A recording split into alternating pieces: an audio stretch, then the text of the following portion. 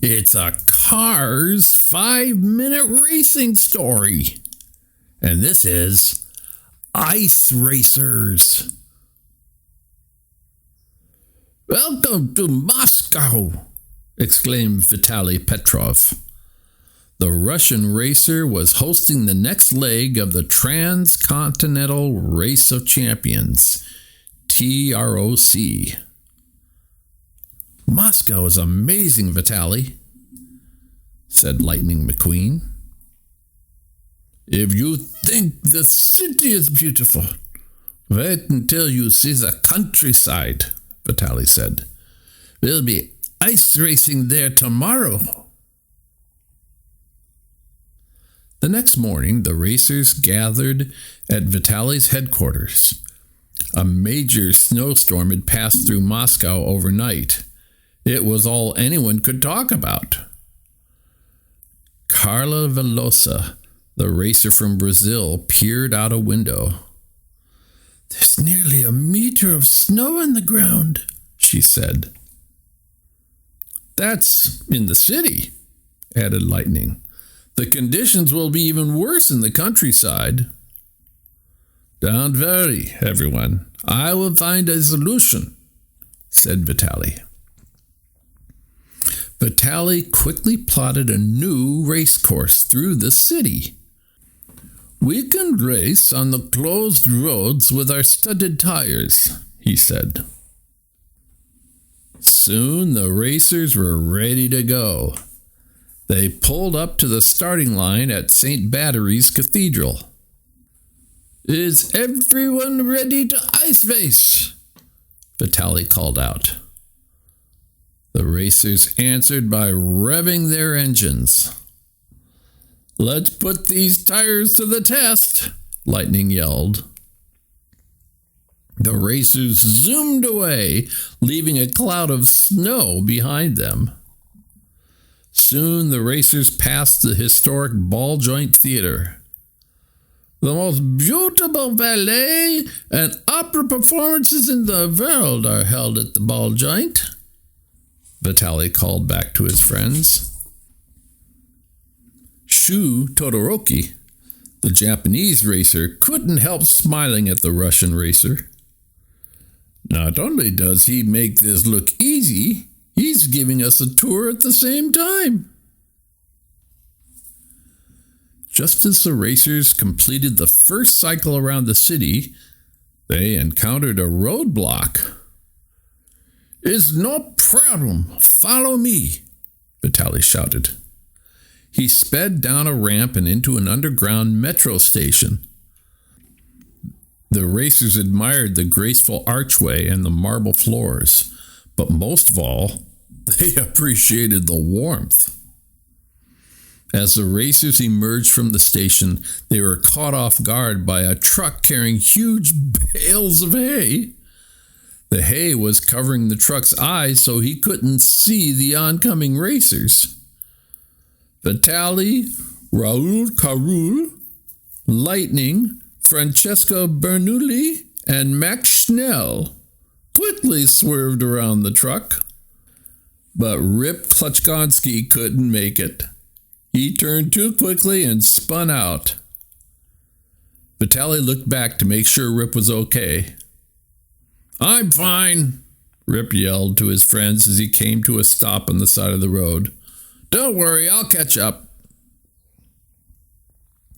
When the racers reached the bank of the frozen Moscow River, Vitaly presented them with an option.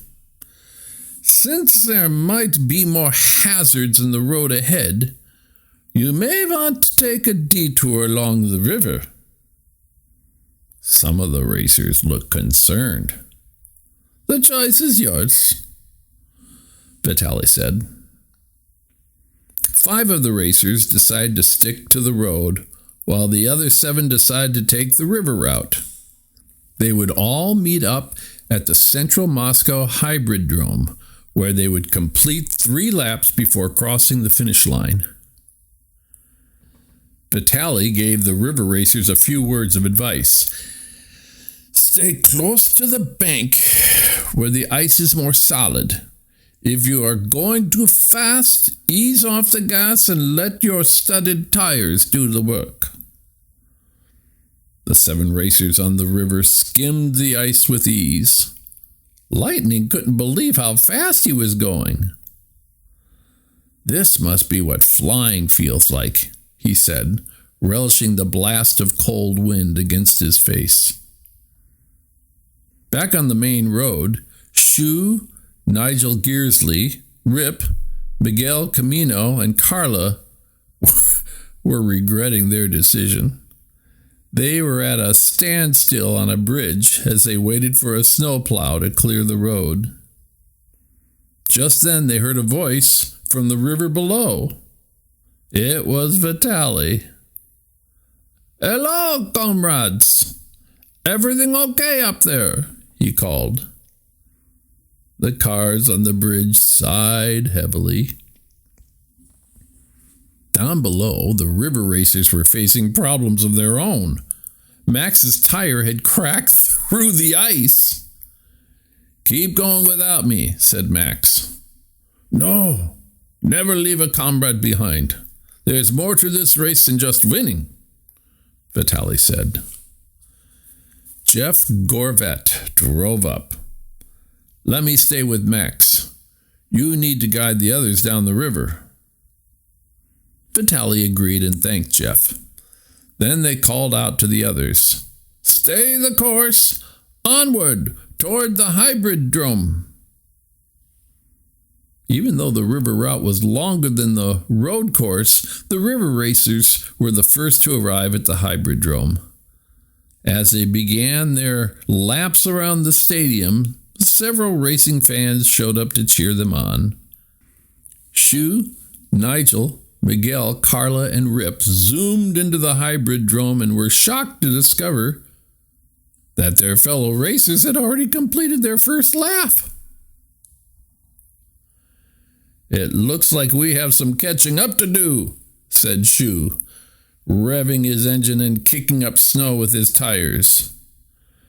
"Yes, this race isn't over yet," exclaimed Miguel.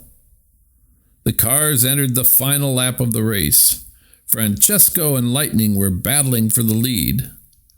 Lightning and Francesco hurtled toward the finish line. The other racers pushed to catch up. At the last second, Raoul slipped between the fierce competitors. With inches to spare, he edged out Lightning and Francesco for the win. Vitaly was proud to award Raoul CaRoule the TROC Ice Racers Cup. "Congratulations!" he shouted. "Merci, Vitaly," Raoul said happily. "This has been the best TROC race yet." "And the fun is just beginning," said Lightning. "Who wants to host next?"